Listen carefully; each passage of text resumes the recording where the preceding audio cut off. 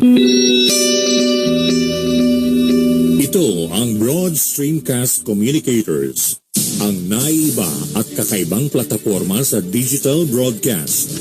Mula Luzon, Visayas, Mindanao hanggang sa iba't ibang dako ng mundo. Broad Streamcast Communicators, ang sandigan ng sambayanan mula sa walang labis at walang kulang na pagbabalita, paglilingkod, maglalahad ng mga mapagbuong komentaryo at usaping pambayan para sa kapakanan ng karamihan. Broad Streamcast Communicators, tuwirang maglilingkod ngayon hanggang sa susunod na henerasyon.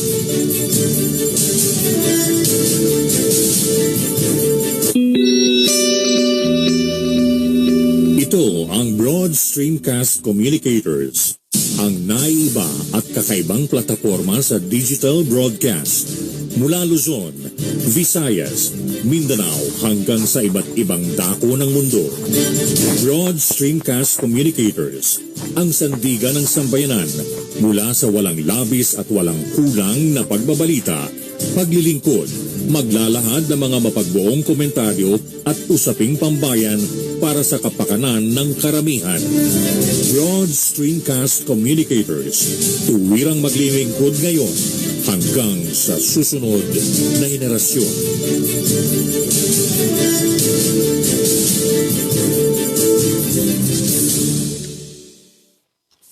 Ratsada Balita ni Double J. Maglalahad ng mga naglalagablab na mga balita sa loob at labas ng bansa. Ratsada Balita ni Double J. Magbibigay daan sa tunay na daloy ng walang labis at walang kulang na mga balita. Ratsada Balita ni Double J. At ngayon, narito ang inyong tagapagbalita, si Double J, Joseph Javier.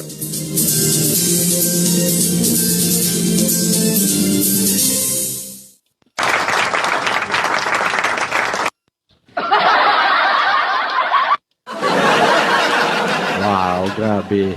Grabe namang pag-welcome yung ginagawa ng ating mga live audience dito pa rin sa ating himpilan at dito sa ating studio. At siyempre, ngayong araw ng Biyernes, huling araw ng itong linggong to. Siyempre, kagano pa man, May 2018 sa mga nagdiriwang ng kanilang karawan. Masasabi lang ng inyong lingkod, lagi naman. Isang masaya, masagana at siyempre, naligayang karawan sa lahat ng mga nagdiriwang ng kanilang birthday ngayong araw na to. Siyempre, ganoon na rin sa mga nagdiriwang ng kanilang anibersaryo. Kahit sabihin man natin na yan, hour-sari, o day-sari, week-sari, month-sari, year-sari, ano pa mang anibersaryo ang inyong pinagdiriwang ngayong araw na to. Masasabi na yung likod ay yan. Tapos siyempre, kasabay na rin yung pagbati ng masaya at hanggang sa haba ng panahon through the years na magdiwang ng kanilang anibersaryo doon sa lahat. Yan po.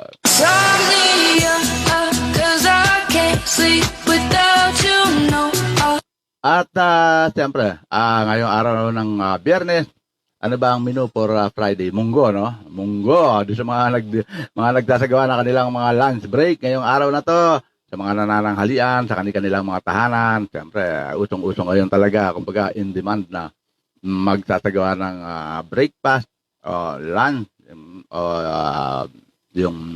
yung snack time at saka yung dinner. Kasi kompleto ang pamilya, no? Dahil bawal lumabas. yun ang napapansin natin.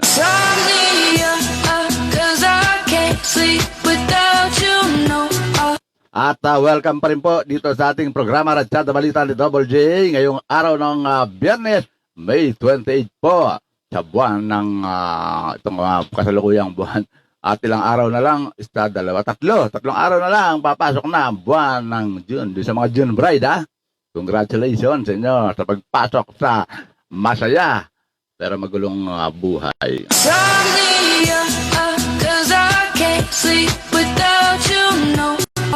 At dun sa mga magdiriwang bukas ng kanilang karawan, advance na po happy birthday. Dahil Sabado, wala po tayo. Lunes na tayo magkikita-kita. Gana, samantalahin ka na rin, pati yung mga magdiriwang bukas ng kanilang anibersaryo.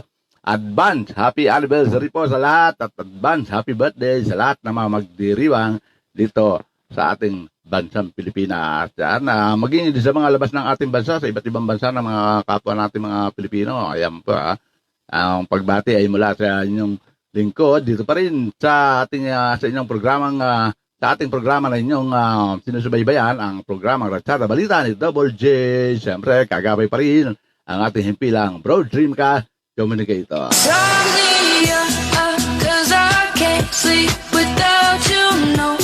At maging dun sa ating mga kababayan na ngayon pa lamang lalabas ng kanilang mga tanggapan, trabaho, opisina, at ano pa man yan, mamaya na po yan trabaho. Unahin mo na ang inyong pag-lunch break ang pagkain. Huwag pong paghintay ng pagkain. Ang trabaho makakapaghintay po yan. May oras naman saka isa pa break time Kaya samantalahin ng oras. Di po ba? Hindi yung iba yung katwiran na mamaya na ako kakain. Tapusin ko muna to para matapos. Huwag ganun. Matatapos din yan dahil yan depende sa inyong kakayahan.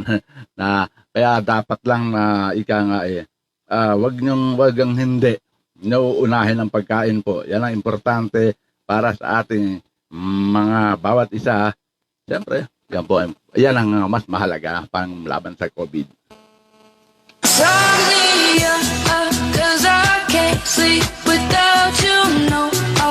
At ngayong araw ng Biyernes, Lunes na tayo magkikita-kita na. Ganun pa man ang paghahatid pa rin ng ating mga mahalagang impormasyon at balita dito pa rin sa ating programa Ratsada Balita ni Double J. Ang aking top na si Miss Josephine Roquera nandiyan na.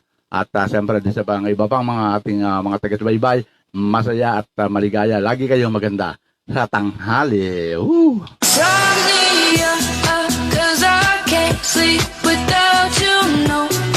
At huwag kalilimutan, don't skip your meal At habang nanonood, kain lang. Huwag nyo na akong alokin. Ang importante, mabusog kayo. At makita ko kayong busog-busog na rin po inyong lingkod. Ayan. Yung mga menu for today, Friday is munggo. Kaakibat ang prito. Kahit anong klaseng prito yan. Kahit pritong pating o etc. Basta prito ang kaagapay ng munggo ngayong araw.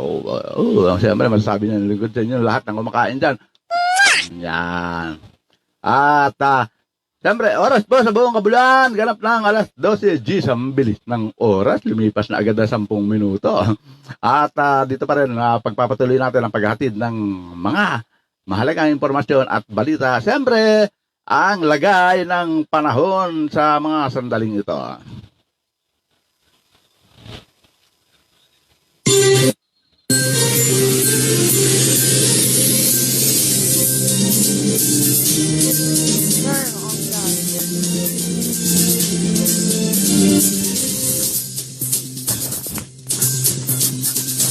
Ito na ang ating lagay ng panahon. Siyempre, hindi mawala yan dahil ang mga nagtatext po sa akin, nagtatanong, Double J, ano ba? Anong kumusta na? May bagyo ba? Bagyo agad ang nahanap, samantalang summer season pa. Ano po? Anyway, sabi ng one of my top fans, si Miss Josephine Roquero, na dati naging kandidata ng Binibining Pilipinas way back 70s, between 70s and 80s. Yan po. Good afternoon, Double J. Keep safe your family. Take care yourself. Blessed Friday. God bless always. God first. Lagi naman Likewise, ganun din at saka huwag kakalimutan sa mga sandaling ito ang oras ng pananghalian. Huwag niyong mapaliwalain yan. Ano man ang ginagawa, mamaya na yan. Unahin mo na ang pagkain. Yan ang importante.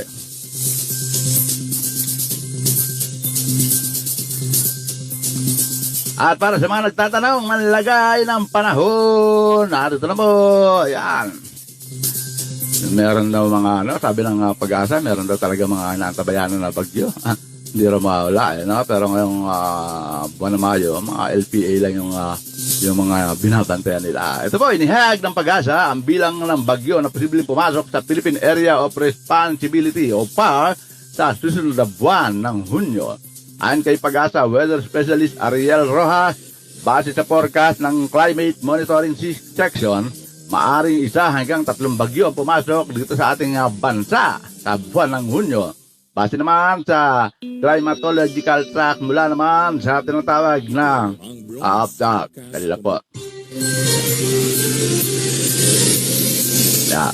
Base naman sa climatological track mula sa 1948 hanggang 2017, may dalawang senaryo na nakikita ang Weather Bureau. Ano kaya yun? Una rito, ang pagtama ng sa lupa sa gitnang bahagi ng bansa, patawid sa West Philippine Sea. Pangalawa naman daw, ang di pagtama sa lupa at nasa Philippine Sea lamang dahil liliko ang bagyo, babalik sa Pacific Ocean o patungo sa bansang Japan. Laging ganun ang direksyon eh. Ano po? Base na rin sa naging sa haba ng panahon ng pag-aaral lang at nangyayari sa atin eh. Ganyan yung mga sistema ng bagyo. Kasi sinasabi nilang low pressure area pa lang yan habang nabubuo pero binabantayan na yan. Yan daw yung dalawang punto na sinasabi nila. Ani Rojas, nagsisilbi lamang itong gabayo pa magkaroon ng idea sa posibleng magiging epekto ng mga paparating na bagyo at maging dito sa ating bansa. Ngunit hindi naalis ng Weather Bureau na may sariling pagkilo sa mga sama ng panahon. Ay, totoo yan. Sakaling 3 ang pumasok na bagyo sa bansa sa Hunyo, pangalanan daw ito. Ito po take note para alam nyo na kung ano mga magiging pangalan ng mga bagyo. At pangalanan daw itong Dante, Emong at Fabian. Tabi-tabi po kay Dante, kay Emong at kay Fabian. Dahil yung mga pangalan niya may i-adapt po sa darating na bagyo dito sa buwan ng Hunyo. At speaking doon sa sinasabing pabago-bago ang kilos ng bagyo, totoo yan. Dahil minsan nga, di po ba? May mga pagkakataon na nasisisi natin ang pag-asa. Ano ba yan? Sabi, walang pasok dahil magkakaroon ng malakas na ulan. Pero hindi nangyari yun, di po ba?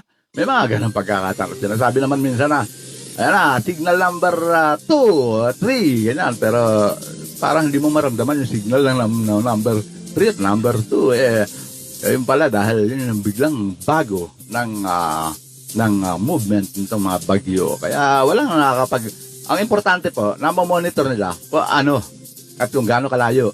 Pero yung dating, meron lang tinatawag na at least, alam lang nila yung mga tendency na possibilities na mangyayari. Gaano kalakas ang hangin, base na rin din sa kanilang monitoring. Ganun. Pero yung mga changes ng bagyo, hindi po natin maialis dyan. Minsan siguro dahil sa dami ng mga nananalangin, uy, bagyo, lakas mo, huwag ka nang pumunta rito.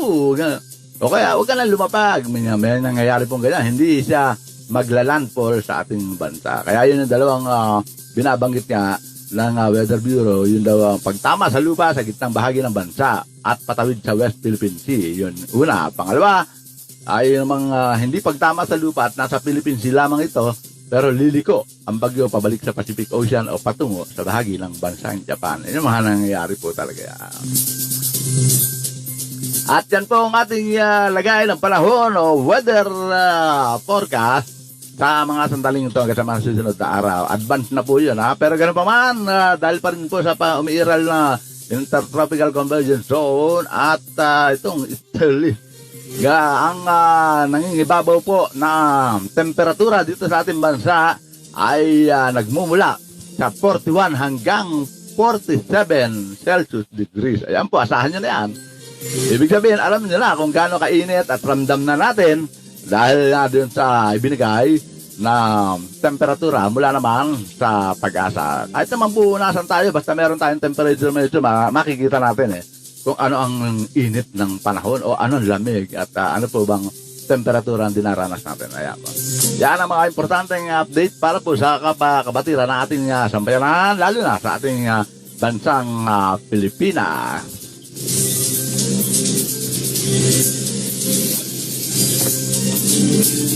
At muli, maganda kayo talaga sa tanghali. Ayan, kay Josephine Roquero, kay Jos, at saka kay Mel. Yan po, ating mga top followers at taga-subaybay, mga top hand po natin. Pero ako ang fans nyo. Fans nyo ko sa araw-araw at sa oras-oras. Yan, wala naman ang kay Melda Nagisara, ang ating kababayan dyan sa bahagi ng Batangas, nasa Rosario, Batangas. Hello po, Sir Javier. Good PM po. More power to your program. Keep safe always and God bless. Likewise. At baka hindi pa kayo nananghalian, please, pakiusap lang na inyong lingkod. Don't skip your meal. Yan. Salamat!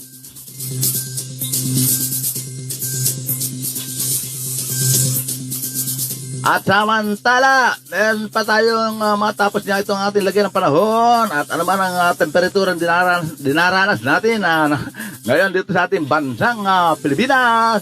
Ito po ang ating isang public service announcement para naman po sa kabatiran ng lahat, lalo na dito sa bahagi ng NCR.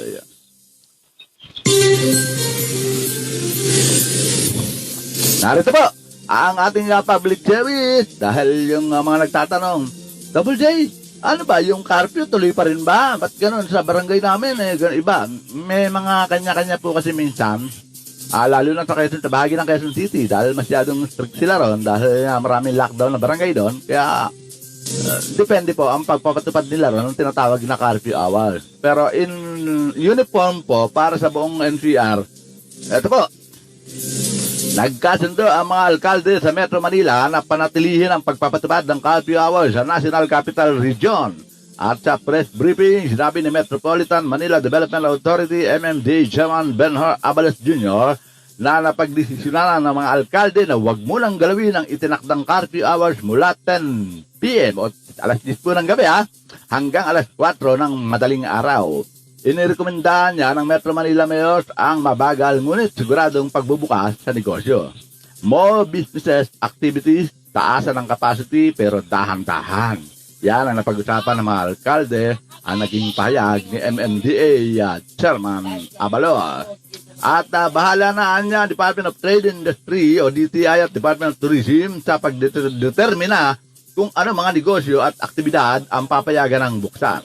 Sa ngayon, nakasailalim pa rin ang buong NCR sa General Community Quarantine with heightened restriction hanggang sa katapusan ng buwan ng Mayo. 3 araw na lang po. Malalaman natin kung tuloy pa ba ang curfew mula alas 10 hanggang alas 4 na madaling araw. Di po ba? Pero ako tatanungin nyo, sa akin, maganda po yan Para at least maraming mga matitigas ang ulo na medyo, medyo nape-prevent natin, di po ba? Lalo ng mga third-offender. At kayo, sa ating mga taga-baybay, at akong fans nyo, kayong sinusubaybayan ko, ano ba sa palagay nyo at sa tingin nyo na tamang manatili ang curfew hours na alas 10 hanggang alas 4 na madaling araw sa umiiral na GCQ or pagdating naman ng katapusan ng buwan ng Mayo, ililip na to o tatanggalin ang curfew. Ano sa palagay nyo? Antayin ko po inyong mga komento dito pa rin sa ating programang Ratsada Balita ni Double J.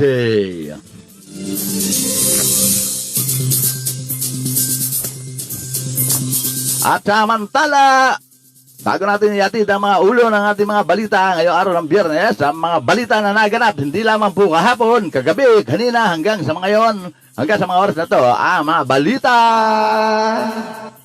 Oras sa buong bansang Pilipinas, ganap na po alas 12:20 ng tanghali, haba pa ng oras. Meron pa tayong nalalabi 40 minuto para magkasama rito. Kaya tuloy pa rin ang ating paghahatid ng mga impormasyon, mahalaga impormasyon at balita dito sa programang Ratsada Balita ni Double J. Just stay put!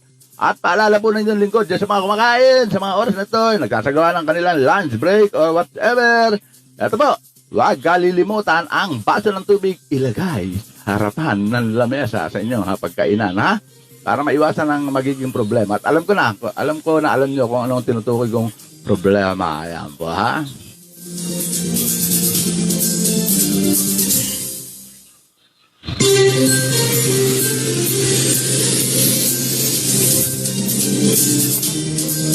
At sa pagpapatuloy natin, ito po, ang ulo na ang ating mga balita.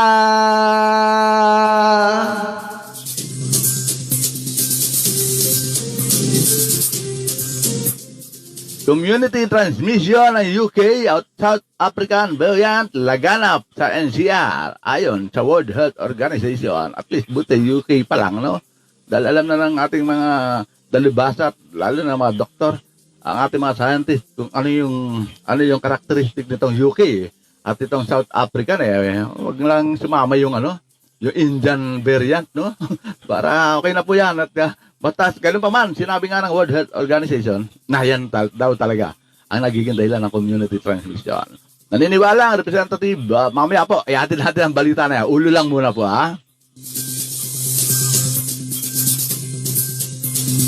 Samantala, 8 local pharma company o pharmaceutical companies interesadong gumawa ng COVID-19 vaccine. Ayun naman sa DOST. Wow, buti naman at may nakapag-isip ng ganyan. Hindi yung angkat lang tayo ng angkat ng mga bakuna kung kaya naman natin. Dahil kung tutuusin, may mga na-develop na nga tayo ng mga gamot na medyo tinututulan. Lalo na nang pumutok nga itong ivermectin. Naku, marami nagsasabi na, para sa hayop yan eh. Ganon eh. May buhay din naman. May buhay ang hayop. Kaya ang pagkakaiba lang, dahil hayop sila, animal sila. Pero tayo tao, may buhay din tayo. Kaya kung effective sa ganon, ika nga eh, alam naman natin at alam din ng mga ilang scientists yan. Pero ganon pa man, ang tabayanan natin yan kung ano mangyayari sa 8 local pharmaceutical companies. Mamaya po ang buod ng balita na yan.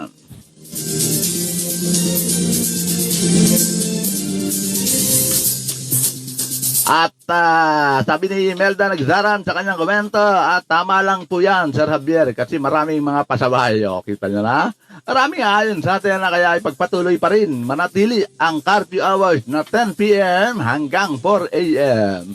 Doon sa mga tumututol, pakibigay naman kung anong dahilan. Pero ang alam lang natin, ang number 1, preventive to para maiwasan natin ang mga local transmission niya, mga curfew hours niya. Dahil minsan may mga kahit gabi. Kumbaga parang sila yung gising sa gabi at sa araw tulog. Hindi po ba? Kaya, narito pa rin po ang ulo natin mga balita. Bakuna, gamot din sa ekonomiya. Talaga, ayon sa Department of Finance. Mamaya po, hatid natin ang buod niyan kung paano, anong ibig nilang sabihin. Ika nga para siguro umusad na ating ekonomiya, no? Anyway, thank you, Miss Melda Nagzaram, sa iyong komento at inyong saloobin kaugnay dun sa sinasabi nga natin na sa inyong palagay, tama ba na umiral o pairalin pa rin ang curfew hours ng alas 10 hanggang alas 4 ng madaling araw? Dahil sa darating na buwan ng unang araw ng Hunyo, ilalabas na po kung ito'y pagpapatuloy o hindi. Malalaman po natin yan, ha? Ayan.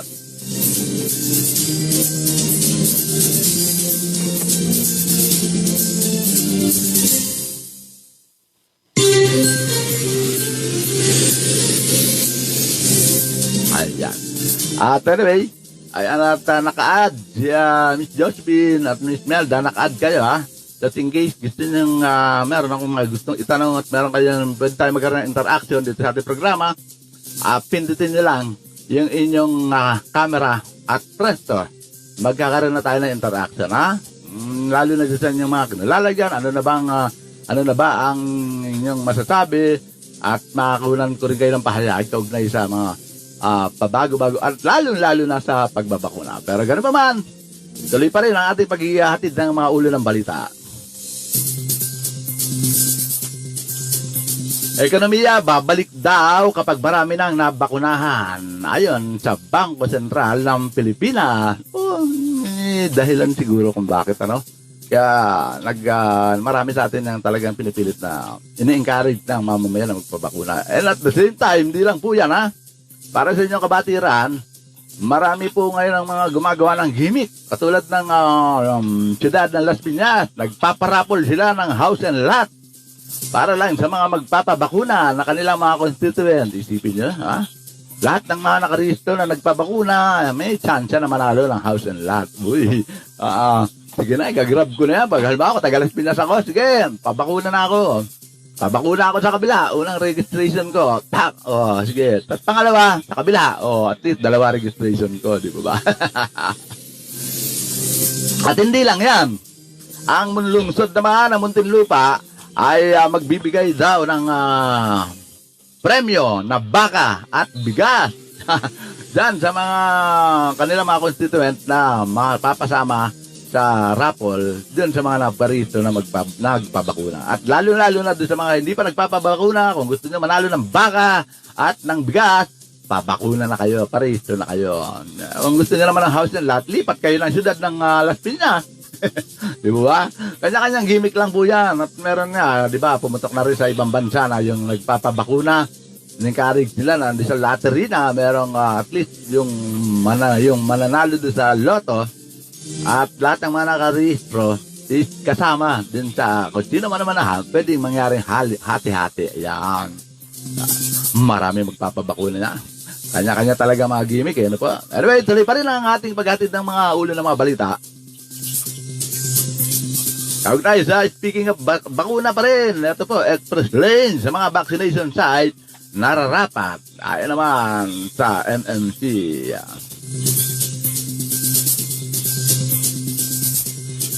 Samantala, kung yung matatandaan ng kahapon, binalitat na pag tinalakay natin, pag-usapan natin, kaugnay nga din sa mga mass gathering o ano man yung mga pagtitipon-tipon, huhulihin daw at utos ng Palasyo ng Malacanang na hulihin at arestuhin. At lalo-lalo na ang kanilang mga barangay chairman na nakakasakop dito. Ayaw nga naman. Pero ganun pa man, ito naman po sa police commander mananagot kapag nalusutan o malusutan ng super spreader event sa kanilang area of responsibility. Ayon kay PNP Chief. So, ibig sabihin, di lang palang barangay official at barangay chairman. Kasama na ang chief of police. Halimbawa, lungsod po ng Pasay. Kung meron nagsagawa dyan ng event at andun, ang dami, nagkaroon ng spreader event. Daming tao, di po ba? So, hindi lang yung mga nahuli ron na mga nasa event, maliban doon, kasama ng barangay. Plus, ngayon, nadagdag po, ayon kay Chief PNP, kasama na raw ang police commander na nakakasakop. Ayan. Mamaya po, bihatid natin ang buod ng balita na yan.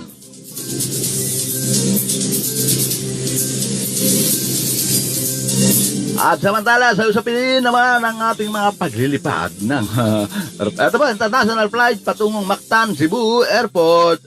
Domestic lang po ito Ipinadadivert sa NAIA mula May 29 hanggang June 5. Bakit kaya? Pero international flight po yan Kasi may biyahe na kasi mula Japan, mula sa Asia country patungo ng Cebu. Pero ngayon, pinadadivert daw sa NAIA mula May 29. Siguro may dahilan po kung bakit. Parang hindi malisutan itong Indian variant na ito na dahil nga doon sa pinatutupad pa rin natin na yung pong mga off-limit ang galing sa bansang India. Ika nga, travel ban po. Ayan. Mamaya po, ang buod ng balita na yan. Samantala, isa pa rin po na siyempre at kailangan din malaman natin dito sa bahagi ng NCR kung ano yung mga nangyayari na katulad po nito na batas na maghahati sa Maguindanao nilagdaan na ni Pangulong Duterte. Mahahati yung Maguindanao. Minsan ang problema dyan sa Maguindanao sa laki ng kanilang mga yung mga tao dyan halos magkakamag-anak, nagkakaroon ng rivalry, di ba? Ayan. Mamaya po ang buod ng balita na yan.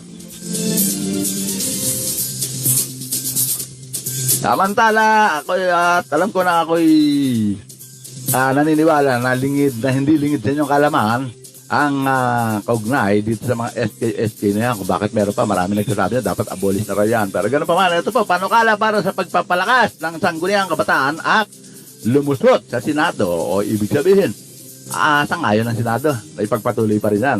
Pero siguro mayroon dapat na mga baguhin at mayroon dapat na idagdag. Mamaya po, atid natin kung sino sa mga ating mga senador ang may ginawang Senate bill kaugnay na rito sa Sangguniang Kabataan Act.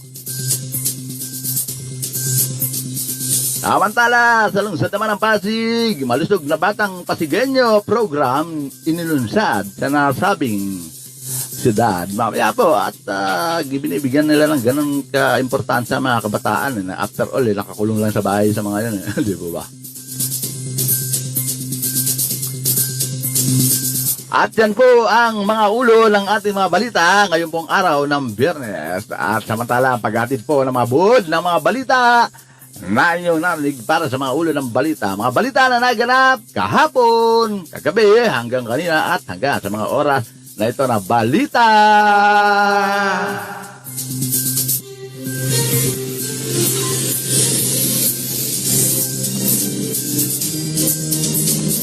At dun pa rin po sa ating mga kababayan, kaibigan at ka-BSCG na patuloy na kumakain, nagsasagawa na kanilang lunch break, tuloy lang yan. Haba pa ng oras, importante. At huwag na nakakalukin, makita ko kayong busog-busog na rin po yung lingkod, Kain lang. Ito na po ang board ng ating mga balita. Para bago natin ihatid ang buo ng mga balita, oras sa buong bansang Pilipinas. Ganap na pong lumipas ang medya ora, alas 12:31 ng tanghali.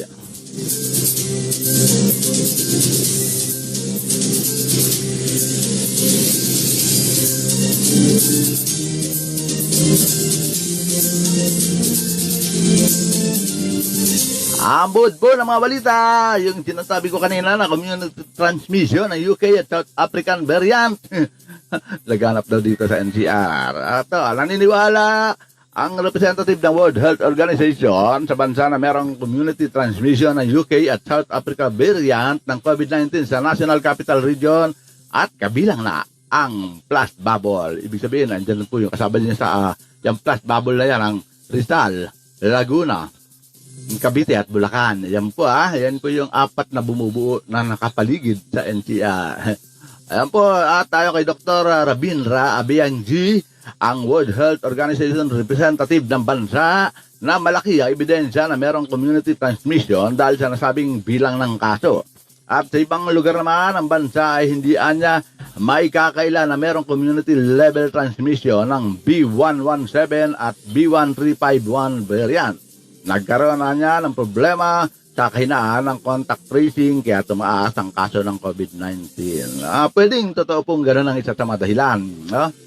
Pero dahil yung pong yung mga contact tracer na kinuha ng MMDS ng DILG, yung combined element niya na halos 4,000 po. Puro sa NCR lang at saka dito sa NCR plus bubble no? Sabihin dapat mayroon din doon. Pero dapat ang nag-organize naman po niyan doon yung mismo mga LGU o regional director, di po ba? Ganon. Dahil minsan naman dito nagkakaroon din ng lapses based po sa experience ko mga contact tracer na di ako nagpapakilala, ganyan. Parang meron silang inferiority complex na magtanong na gano'n. May isa, 2 tanong lang, gano'n lang. Hindi natin matitrace. Wala silang matitrace pagka gano'n, di po ba? Dapat talaga aside sa briefing, tinrain din ang mas may importante kung paanong klaseng contact tracing bilang contact tracers ang kanilang gagawin para ma-determine nila kung ito ba talaga o meron o may background. Di ba? Pati background nila alam gano'n. Kaya yan ang isa sa mga naging problema sa dinadi namin ang contact tracers natin ganun pa rin lumolobo yung buti nga ngayon medyo na-minimize na. Okay. At yan po isa sa mga problema dahil sabi nga ng World Health Organization talagang umiiral daw ang UK variant at saka South Africa variant dito sa NCR at sa iba't ibang bahagi pa ng bansa.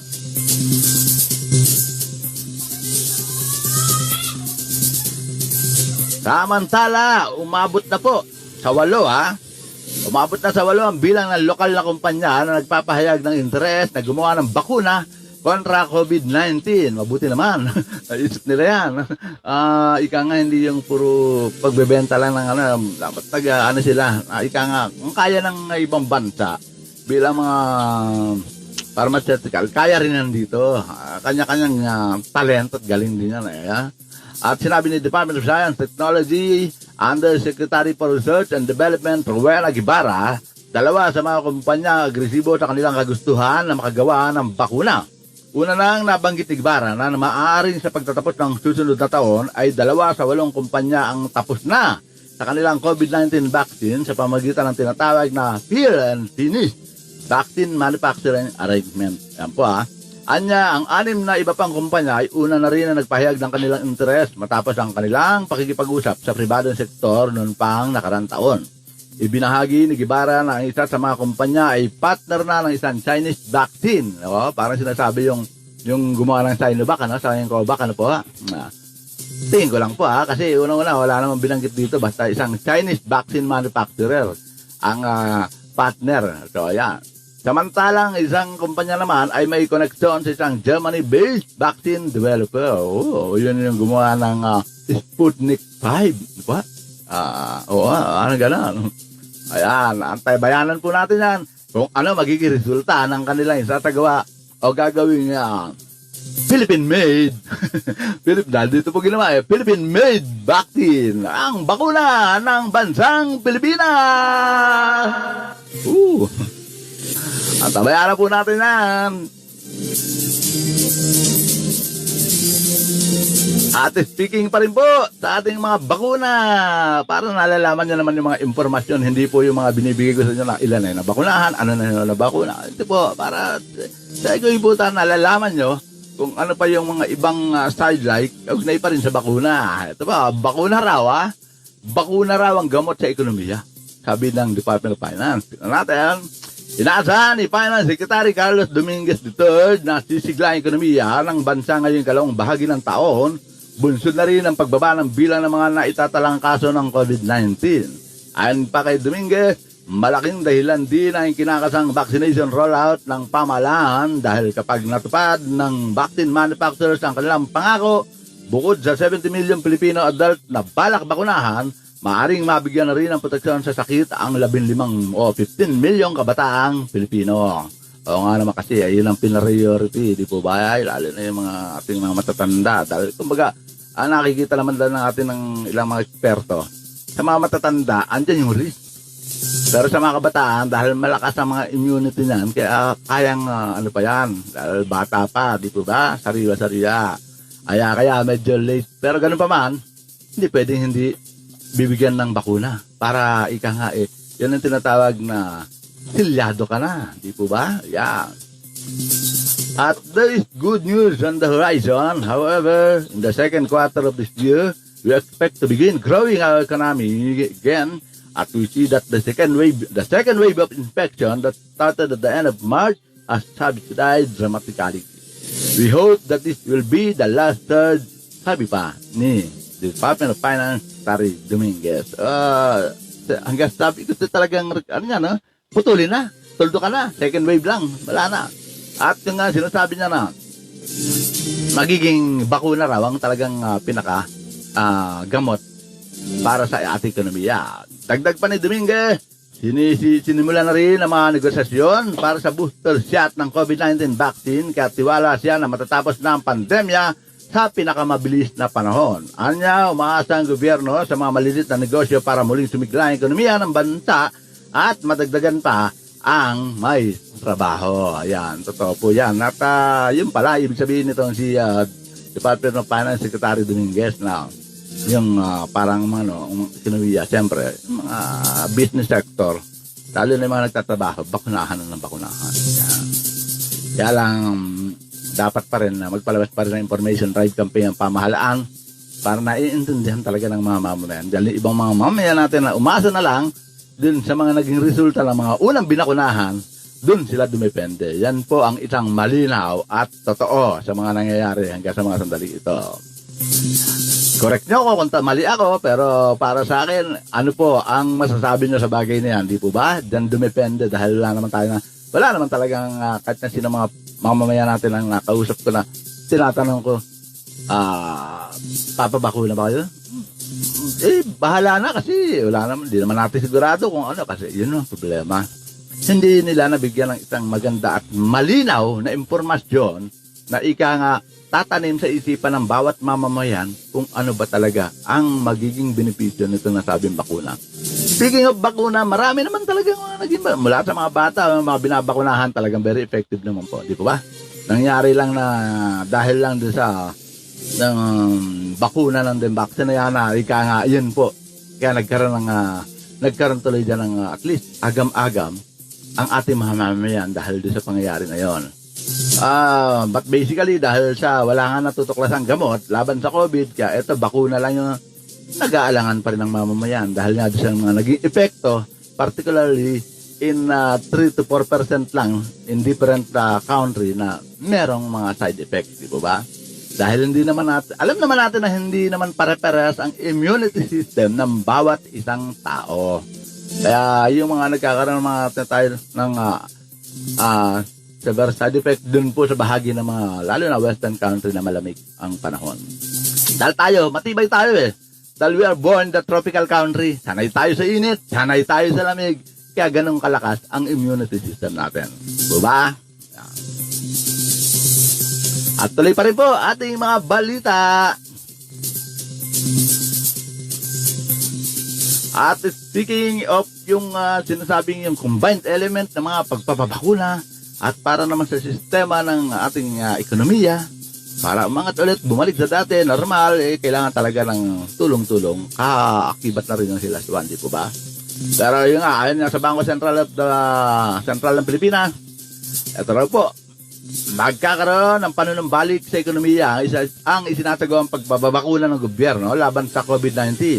Ayon kay Bangko Sentral ng Pilipinas, BSP Governor Benjamin Diokno, na kapag marami na naturukan ng COVID-19 vaccine ay magkakaroon na ng improvement ang ekonomiya at siyempre, kumpiyansa ang bawat mamamayan, di ba? Kahit naman sino ngayon pag nabigyan ka ng bakuna mga natatanong ko, ano, okay ka na? At least, meron na akong panlaban, ganun Ilang isang mga natatandaan nila na isang dahilan kung bakit. Pero yung malinaw na justification mula sa pamahalaan, hindi pa sila nagpalabas talaga na information right campaign. Recognize yan. Pero ganun pa man, nagiging matalino natin mga mamamayan na kaya we have to grab it. At ika nga wala naman nangyari sa kaibigan ko okay naman Kanya, ganyan lang yan Ay, nagpaturo ka na? Text lang yan Oo, anong epekto? Wala, okay lang. Ikaw, hindi papaturok na rin ako. Ganyan Doon dumidepende ating mamamayan. Ika nga yung trusted mo, hindi lang sa kaibigan at hindi lang sa makamag-anak, kundi din sa iba't ibang mga na nakakasalamuha at nakakausap mo. Di po ba? Yan. At yun pa rin, sa Bangko Sentral, meron din pagbabago sa inflation ng bansa kapag malaki sa populasyon ng bansa ay nabakunahan na. Magugunit ang unang nihag ng gobyerno na target nilang mabakunahan ang nasa 60% ng populasyon hanggang sa katapusan ng taon. Isang banda, malaking bagay po pagka nangyari yon. Kaya nga ngayon, ang bawat syudad, hindi pa nagpapahayag yung iba iba na ginamit ng effort nila mula sa Las Piñas City na nagpaparapol ng house and lot para sa kanila mga constituent na hindi pa nagpapabakuna. Kumbaga, mga qualified naman dyan, lalo na yung mga nagpabakuna na. Siyempre, kunin na yung mga record ng mga yan. Yung mga hindi pa, gusto mong manalo ng house and lot. Sige, parito ka na, pabakuna ka na. Ganyan. Ikaw man to. Malay mo, swertihin ako. Sige, pabakuna na nga ako. Diba? Ay kanyang gimmick po yan. Katulad ng Las Piñas, ng lungsod ng Muntinlupa, na mananalo ka ng baka at bigas. Ang tanong, yun ba yung isang lang, after the raffle, nanalo ka ng isang baka bigas one time lang yon. Sana maganda yung mananalo ka ng baka at bigas na supply for 1 year. Ganun Hindi, wag naman yung baka. Hindi natin alam kung bakang totoo yan o bakang lulutuin na lang yan Kasi kung bakang lulutuin lang yan, baka mapanis na yan mamaya. Di ba? Joke lang. Samantala, speaking of bakuna pa rin po, ito, marami na talagang talaga na, yung maganda na effective na ginagawa ng hindi lamang ng mga iba't ibang ahensya ng pamahalaan, kung hindi maging sa ilang private sector at lahat na po, maging ang mambabatas na gumagawa sila ng mga paano nila ipupus sa pamagitan ng kanilang mga plastic, pamagitan ng kanilang peak time, lalo na Senado at Kongreso, di po ba? Isinusulong ngayon ng mga alkalde sa National Capital Region o NCR ang pagkakaroon ng express lane sa mga vaccination site at ang agarang maturukan ng mga nasa A4 category o mga essential workers. Sinabi ni Metropolitan Manila Development Authority MMD Chairman Benhur Abalos Jr. na lahat ng mga alkalde ng NCR ay sang-ayon sa nasabing panukala at nais nila na ipatupad daw ito agad. Bukod pa dito, dapat agad na maturukan ng COVID-19 vaccine ang mga nasa A4 category. Yan. Maging ang mga manggagawa ay dapat na i-prioridad din. Sa isang bala, tama lang po yun. Yan talaga. Minsan lang marami rin sa ating mga manggagawa. Hindi lang po sa mga ordinaryong mamamayan natin. Hindi lang sa mga senior citizen. Sa mga manggagawa natin, marami rin po sa kanila. Meron pa rin agam-agam hanggang sa mga yun. Yan po. Kaya ang pinaka-the best po dyan is gamitin ang convincing power na ano ba talaga ang magiging benepisyo nito para sa bawat isang Pilipino, di po ba? Halimbawa po ako. Baka nakalimutan mo, ang pagsisisi nasa huli. Diba? Ngayon, kung sakali, wala naman tayo ibang option eh. Meron ka bang maisip na gamot para inumin, para malabanan mo yan?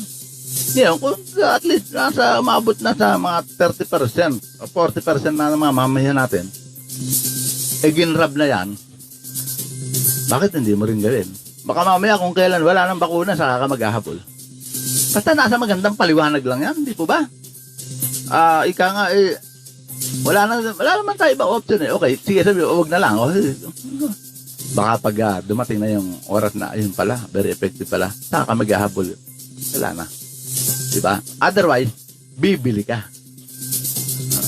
Doon sa maraming pera, pwedeng stay put muna kayo. Saka na kayo. Ayaw makipagsapalaran, di po ba? Unahin na natin ang mga lahat ng nasa category na yan ay handang turukan ng libre mula sa effort ng pamahalaan at ng mga lokal na pamahalaan at maging sa pribadong sektor. Yan po ang importante. At dahil nga dito sa express lane ay sinusulong ng Metro Manila Council, ayan po, at mahalaga rin, anya na mabigyan ng express lane ang mga nasa medical frontliners, senior citizen at yung mga comorbidities dahil ang bakuna anya ay para sa mga priority sectors. Kabilang na rin anya sa A4 categories ang lahat ng mga manggagawa at hindi kabilang dito ang mga nasa work from home. Ayan po, sinasabi natin. Yung mga ibang mga nasa work from home, makipag-coordinate kayo sa inyong kumpanya or sa inyong mga barangay. Kung saan kayo dapat mapalagay na categories, kung category A5, o di maghihintay na lang kayo at least libre. Di po ba? Otherwise, kung wala kayo sa mga ganong categories, magbabayad na kayo pagdating ng panahon. Kaya unahin muna itong 60% na ito na talagang kailangan maunahan kasama sa category based on the category. Yan po ang importante para maintindihan nyo, ha? At po, speaking pa rin sa ating mga bakuna at lalo na sa mga sumusuway, kaya nga pinipilit ng ating pamahalaan na kahit na sabihin mo, wala naman sa batas yan eh. Yan dyan ang CHR. Wala naman sa batas yan. Ika nga, lumalabag na kayo sa karapatan pantao. Tanongin mo si HR. Ganon. Okay, wala nga sa batas. Ikaw, paano mo ipe-prevent sa mga yan? Hindi nga, puro kayo daldal, hindi kayo kumilos. Lumabas kayo, daming empleyado, tauhan ng Commission on Human Rights. Di kayo ang gumawa. Kayo sumaway, at di na makikialam mga inuutusan. Diba? Pero sa isang banda, lahat naman kumikilos eh. Ultimo, simpleng mamamayan kumikilos. Nagsasabi na rin, nagsasalita na rin sa mga matitigas sa ulo. Ayan po, di po ba? Kaya nga, tulungan na lang tayo. Kaya nga po, ang suggestion na inyong lingkod, sa lahat ng mga nahuhuli hanggang ngayon, meron pa yung mga third offender pa rin, ng mga matitigas sa ulo. Kung meron mga nahuhuli ng mga first offense, reasonable naman po. Pero yung mga third offense, marami pa rin hanggang sa ngayon. Tama ang sinasabi nga ni Melda Nagisaram ng Batangas, Rosario, Batangas. Tama lang po yan, Sir Javier, kasi maraming mga pasaway. Yan. Kaya nga po, paulit-ulit, paging po sa ating pamahalaan. Sa lahat po, na para hindi na rin nahihirapan, na hindi lamang po yun ang trabaho ng ating mga kapulisan at ng mga ilang mga frontliner na mga barangay, na official man, lahat. Nasa araw-araw sa oras na walang ginawa kung di maninta, sumaway sa mga pasaway. Para po, dahil may mga ibang trabaho pa rin naman po sila, lalo na ating kangailang kapulisan, maging sa ating Armed Forces of the Philippines na sila tumutulong. Ganito po, lahat ng mga huli ng mga third offenders, ayan po, at umabot na sa may 3,000. Lipunin po lahat yan, ipunin, at di natin kukulong yan. Isasakay sa barko ng Philippine Navy o ng Coast Guard, dalhin po sa West Philippine Sea. At napakinabangan pa natin sila. Sila magbantay doon.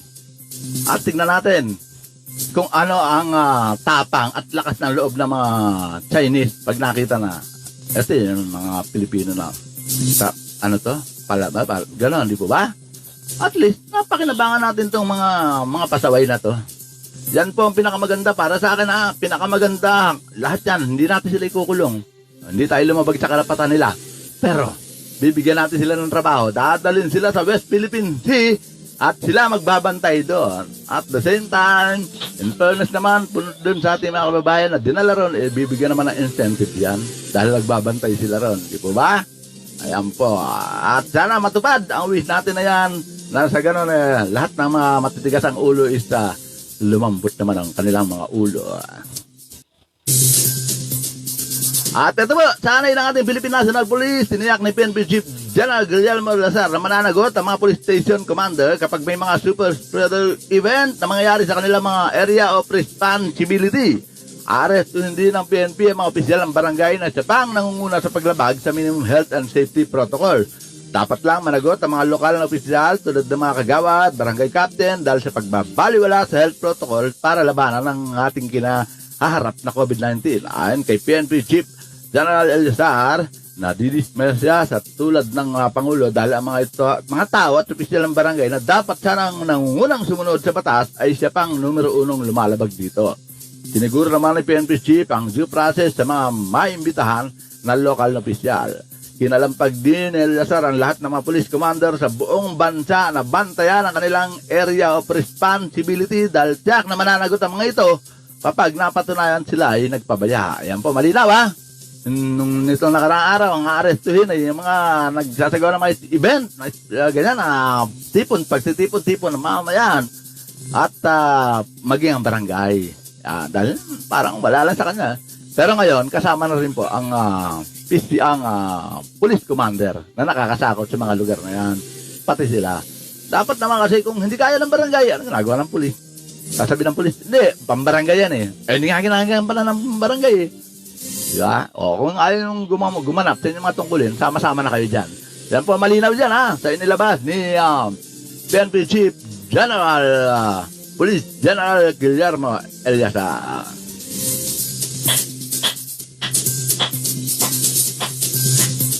At meron na po tayo nalalabim, 7 minuto. Pero ganun pa man, tuloy pa rin ng ating tinatawag na paghahatid ng mga balita. Ito po, yung sinasabi ko sa inyo na mahahati yung Maguindanao. Bakit kaya? Pirmado na ni Pangulong Rodrigo Duterte ang bagong batas na maghahati sa Maguindanao bilang 2 probinsya. Ayun. Ibig sabihin, magiging Maguindanao 1 at magiging Maguindanao 2. Parang ganun, ano pa? Batay sa Republic Act 11550, mahati ang Maguindanao sa Maguindanao del Norte at Maguindanao del Sur. Ayun naman pala, parang Davao del Norte, Davao del Sur, Davao del Oro, mga ganun.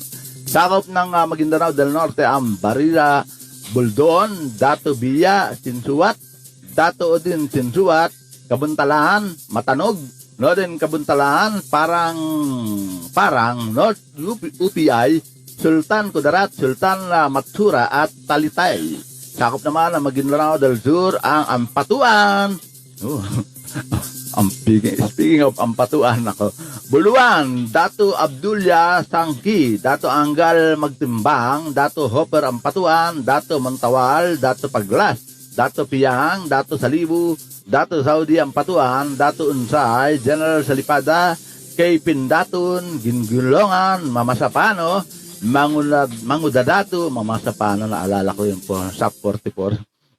Paggalungan, Paglat, Pandag, Rahabuayan, Sarip Agwak, Sarip Chaidona, Mustafa, Suldan, Sabarongis, Talayan at South UPI o UPI. Yan po yung nahati dalawang probinsya na ang Maguindanao. Nakasaad sa bagong batas na ang dati Odin Sinduat will ang magiging kapital ng Maguindanao del Norte habang ang Buluan ang kapital ng Maguindanao del Sur. Gayunman, dadaan pa rin sa plebisito ang bagong batas kung saan kinakailangan ng pag-aproba ng mayorya ng mga presidente. Dapat sagawa ang plebisito sa pangsiwaan ng Commission on Election 70 araw matapos maging epektibo ang nasabing batas. Ayan po, nahati ang Maguindanao sa 2. Ayan, para sa inyong kabatiran ng mga importante niyong malaman na hindi porkat nandito tayo sa Metro Manila o nandito tayo sa Southern Luzon at Northern Luzon, namang region tayo, kailangan nalalaman dahil kasako pa rin ng ating bansa ang kung bakit nahati. At least, nalalaman nyo. Ayan. At 4 na minuto nalalabi. Ito po, naaprubahan na sa third and final reading sa Senado ang panukalang amyendahan ng Sangguniang Kabataan Reform Act 2015. Sinabi ni Senator Sani Angara ang sinusulong niyang Senate Bill No. 2124 ang magbibigay ng mas malinaw na kapangyarihan sa SK, bunsod na rin ang iba't ibang issue at hamon sa kinakaharap ng organisasyong politikal ng mga kabataan. Sa kabila ng mga panawagan, nalusawin ng SK sa katwiran na hindi naman daw ganap na nagagampanan ang kanilang mga mandato. Kasi ang minsan ang problema sa mga SK, masabing SK lang pero pamangkin ng chairman. O di kaya anak ng chairwoman. Ganyan eh. Kumbaga, lumalabas na political dynasty. Nahaluan na ng politika. Pero, ang tanong, may ginagawa ba? At pag tinanong mo naman, walang order si chairman. Wala si... Hindi, dapat naka-isolate yan eh. Ibang, anong ng kabataan, kaya nga sangguni ang kabataan eh. Para may boses ang kabataan, di po ba? Isang banda, kung ganun ang gagawin, hindi naman po lahat. Meron naman talagang magaganda ang ginagawa SK. At nagiging kapaki-pakinabang para sa kabataan.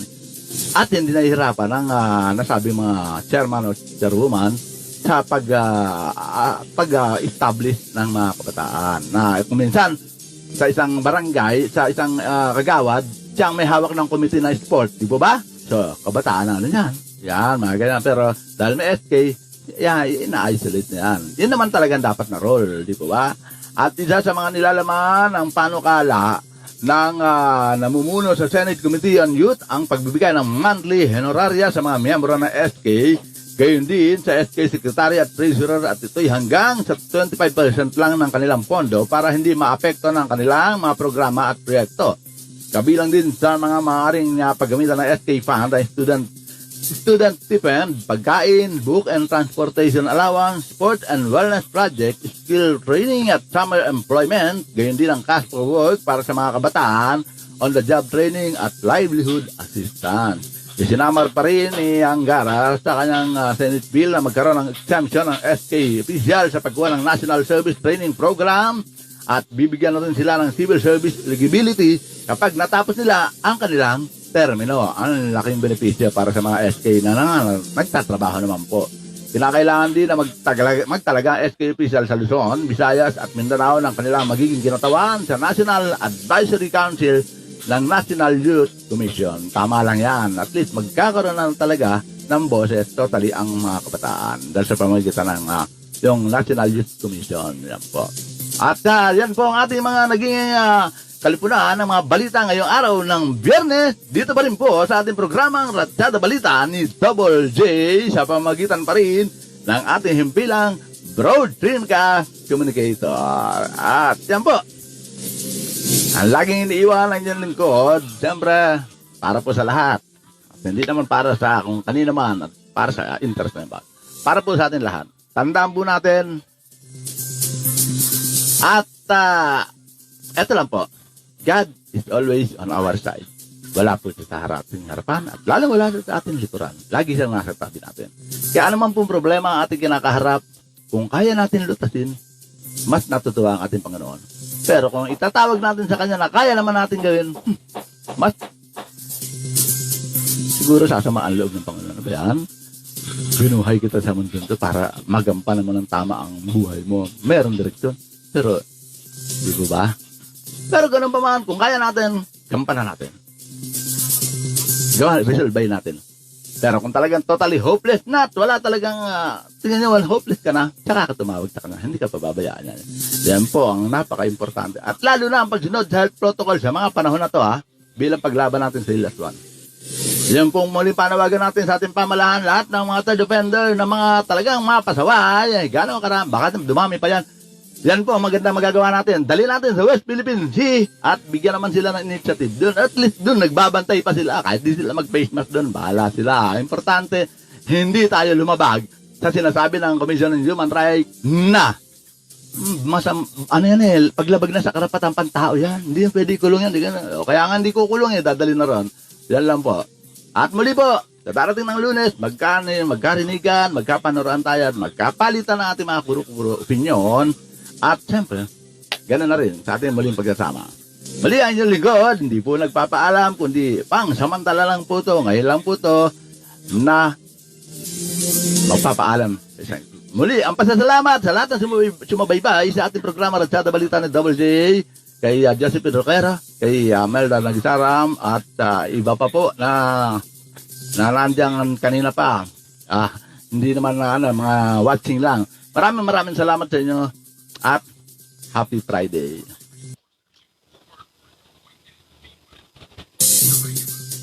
Inyong natunghayan at napakinggan ang mga pangunahing balita at paghimay sa mga pangyayari at mga kaganapan dito sa Ratsyada Balita ni Double J sa pamamagitan ng Broad Streamcast Communicators. Hanggang sa muli, maraming salamat po.